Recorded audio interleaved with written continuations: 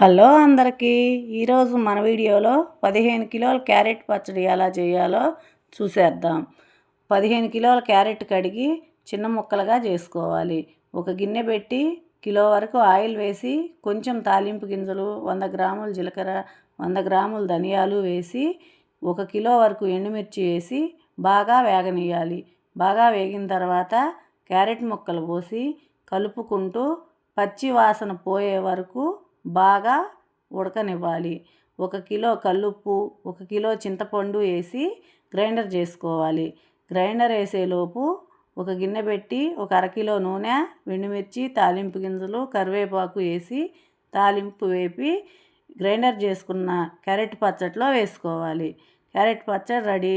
ఈరోజు మన క్యాంటీన్లో సాంబార్, బెండకాయ టమోటా కూర, క్యారెట్ పచ్చడి సూపర్గా ఉంది ఫ్రెండ్స్.